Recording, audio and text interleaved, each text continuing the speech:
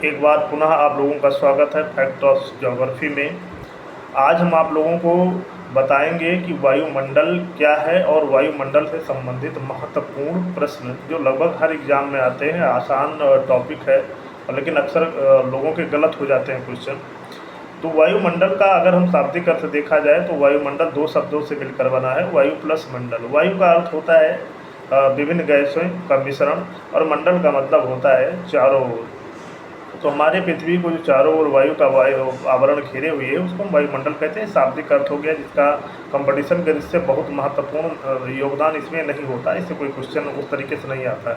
वास्तव में अगर हम वायुमंडल को देखा जाए तो हमारे पृथ्वी को चारों ओर घेरे विभिन्न प्रकार की गैसें यानी वायु तथा धूलकण और जलवाष्प के आवरण को वायुमंडल कहा जाता है।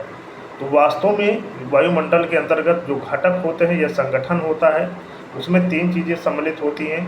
विभिन्न प्रकार की गैसें नंबर 1 जो सबसे ज़्यादा महत्वपूर्ण होती हैं, नंबर 2 हम कहते हैं जलवाष्प, और नंबर 3 जो होता है धूलकण।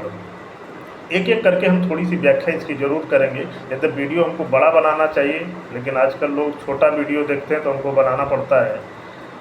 तो विभिन्न प्रकार की गैसों में अगर हम लोग देखा जाए तो वायुमंडल में बहुत सी गैसें पाई जाती हैं जिसमें सबसे ज़्यादा नाइट्रोजन पाई जाती है लगभग 78%, या अगर एग्जैक्ट आप लोग देखें तो 78.2%।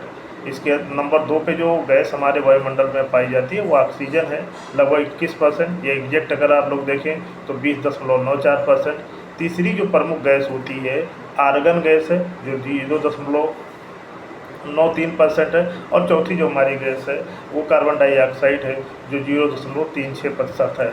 इसके अलावा अन्य भी बहुत सी गैसें पाई जाती हैं जैसे ozone gas, helium gas, methane gas, बहुत सी गैसें वायुमंडल में पाई जाती हैं।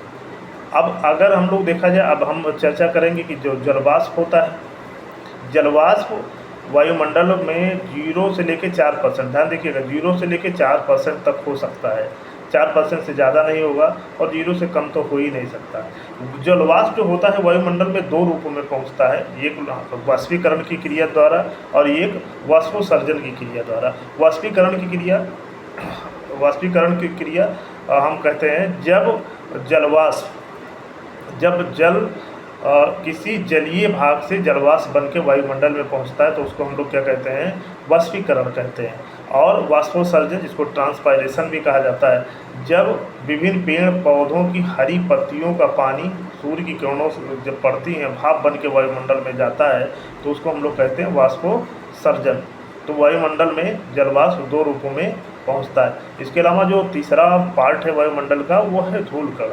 धूलकण के अंतर्गत विभिन्न प्रकार के कणों को, जो सूक्ष्म कण होते हैं जो दिखते नहीं हैं, जिसमें हम लोग धूल का कण हो सकता है, मिट्टी का कण हो सकता है, बालू का कण हो सकता है, नमक का कण हो सकता है, पराग कण हो सकता है, कोयले की कालिक हो सकती है। विभिन्न प्रकार के कणों को संयुक्त रूप से हम लोग धूलकण कहते हैं। और धूलकण क्या होता है, ये आर्द्रता नाभिक का काम करते हैं। अगर ये धूलकण ना हो तो भी वर्षा नहीं होगी, जिसके बारे में हम आपको डिटेल में बताएंगे कि ये एक एक करके कि इनका क्या महत्व है।